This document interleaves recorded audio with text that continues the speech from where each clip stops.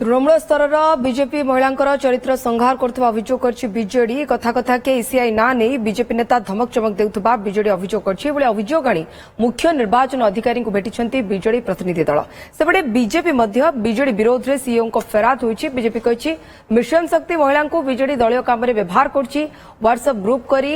MBK CRP मानकु BJD दलीय काम रे व्यवहार करथबा दल अभियोग आछि। भारतीय जनता पार्टी नेता और कर्मी मानक पई जदि आपण माने काम न करिवे बा आपण जदि ताको सहित न रहिबे ताहाले ईसीआई रो ना नै कि नूतन प्रकार धमक मध्य दउचंती। तेणु आज आमे गोटे जनता दल डेलीगेशन टीम आज आमे सीएम को भेटी